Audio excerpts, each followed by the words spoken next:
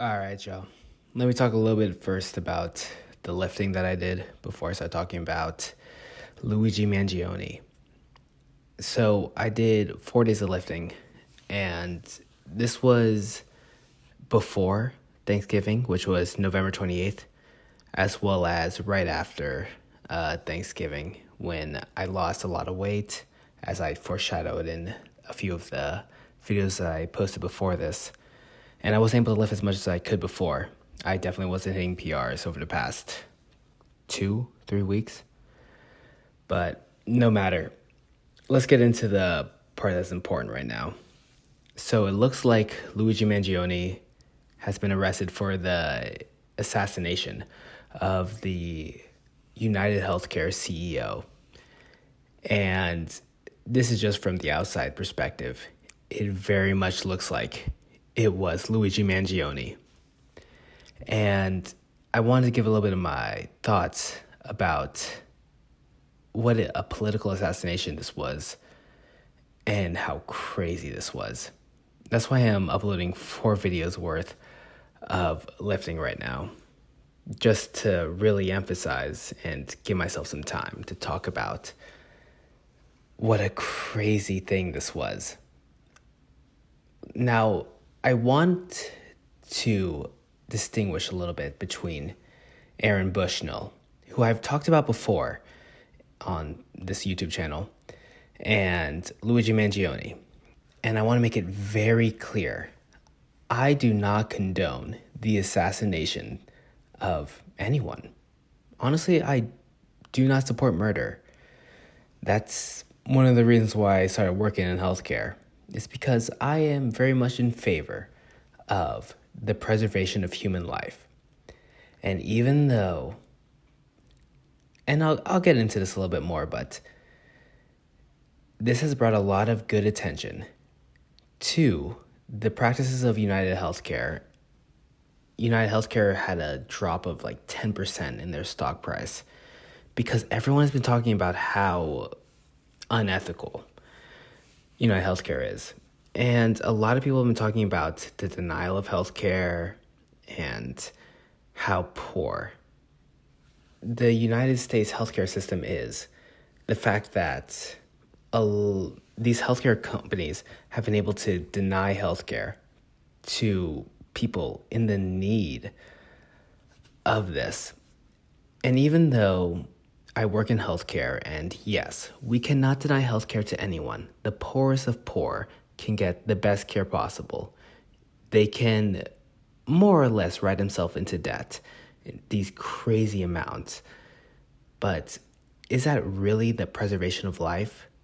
The fact that you can get into this terrible accident, the worst day of your life, you fall ill and you have to go to the intensive care unit or the emergency department, and you get hit with these exorbitant hospital bills that are not covered by healthcare.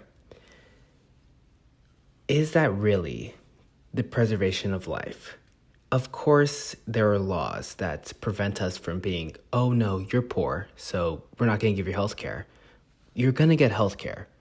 Let me make that clear, first of all. We in the healthcare system do not care how much money you make, how much money you're worth. I was really attracted to the healthcare system for that reason.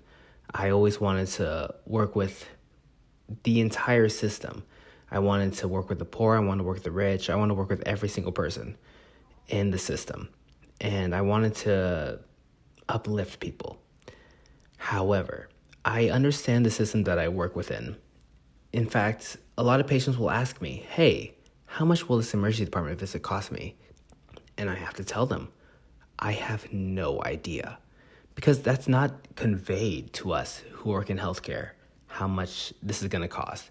It's very much over my head. I have people that work in like the billing department, and they give me a better idea. But even then, it's like, oh, your healthcare insurance may or may not cover this. So it really is like above our heads, pretty much everyone.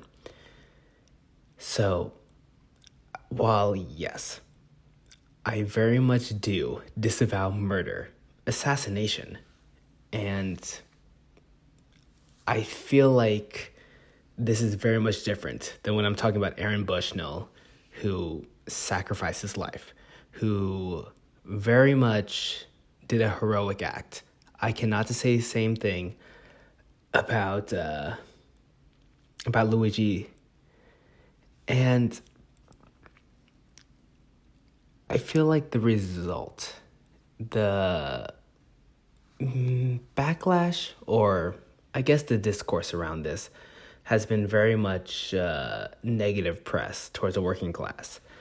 Everybody is showing tweets about all the viral tweets saying, oh, yes, this was a good thing. I'm not going to go and say that I disavow that, I feel like this was, it was a bad thing.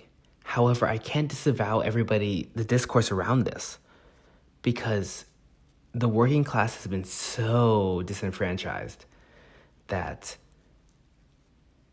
acts like this, while it's not worthy of praise, it has brought good attention towards the practices of United Healthcare and all of the other private healthcare insurances that exist in the United States. United Healthcare has very quickly became number one.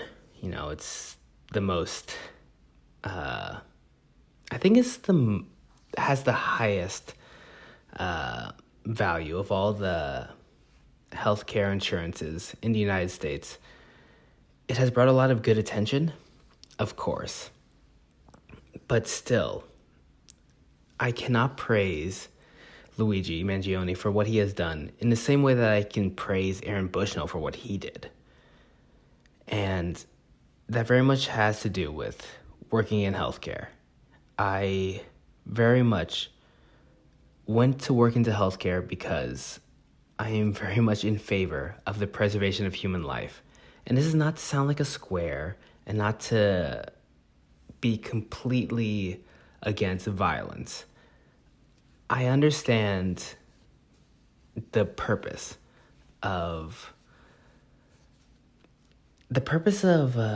political, not political violence, but I understand the necessity of violence.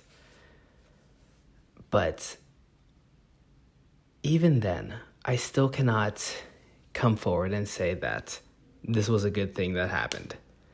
Although I think this was very much a part of a political awakening that is going to take forward in the next, maybe decade.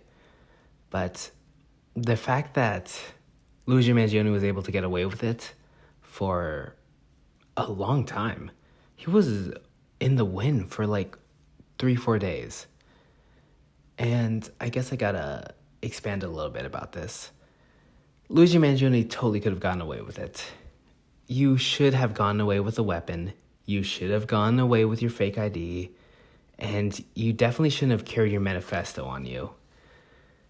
So even though it hasn't been proven, I think it's pretty safe to say it was Luigi Mangioni. So I feel like he wanted to get captured. He wanted to get the recognition because, not to sound too sus, but that's the first thing you get rid of, the weapon.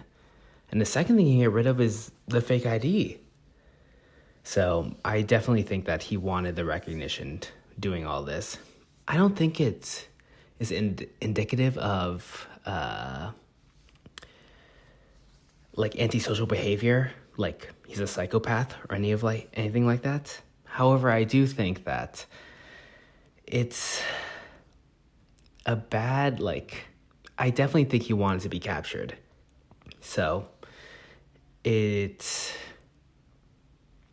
had multiple days to get rid of all the evidence, but it was pretty clear that he didn't want to.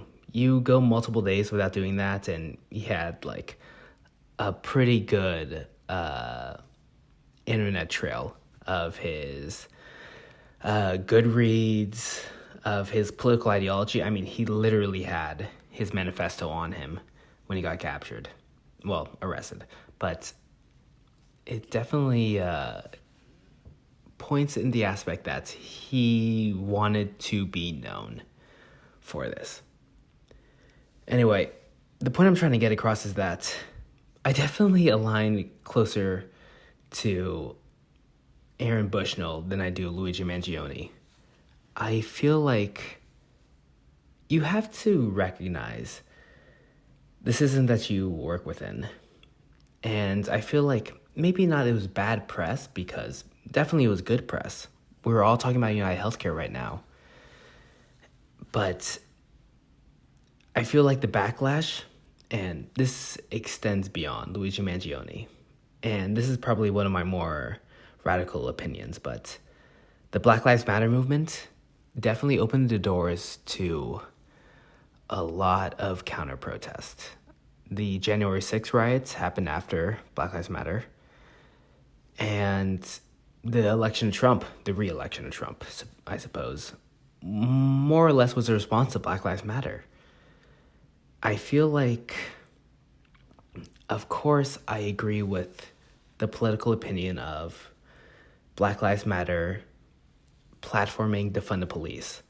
However, you have to understand the United States is a very complicated place. It is very racist in origin. We're maybe 110 years removed from the actual Wild Wild West, the 1900s, the 1910s, when it was free for all against the Native Americans. And I mean, we're not that far removed from Jim Crow, like Juneteenth, stuff like that. It's people are still alive that were sharecroppers. People that are still alive, granted very old, but under slavery. This history of the United States is not very old. So the United States and the way that we message politically is very important. And assassinating a high-end CEO of United Healthcare, I don't think... It's very hard for me to say this, but I don't think it was the right thing to do. And I feel like, you can do a lot more with a single political assassination than you can do with a lifetime of nonviolence. A lot of nonviolence is completely ignored in the United States. But still, the backlash from doing actions like this, there are going to be repercussions. And I feel like this is only going to be not an enhancement, but an expansion of the surveillance state. The surveillance cameras of Luigi Mangioni, they tracked him the entire way, from his hostel all the way to the assassination and the way out of New York City. They tracked him the entire way. And I feel like cities outside of New York City are going to be following suit. They're going to have traffic cameras up every single way because of things like this. It's not just going to be New York City. It's going to be Philadelphia. It's going to be Baltimore. It's going to be Boston. It's going to be every single major metropolitan area in the East Coast and also on the West Coast. Already in the West Coast. Los Angeles, San Francisco. We live in our surveillance states. I already know everywhere I drive, the Los Angeles Police Department has traffic cameras as well as software that tracks my license plate from every single area that I go to, as well as every single cell tower that I cross. So whenever I bring my phone to a protest, I know they know where I am. So the point I'm trying to get across is that, yes, I'm very much conflicted. I think that this brought good attention, but I feel like the repercussions can be too tough. Anyway, that was 4 days worth of lifting, and I hope I got the message across pretty well, but that's all. I'll see you guys tomorrow.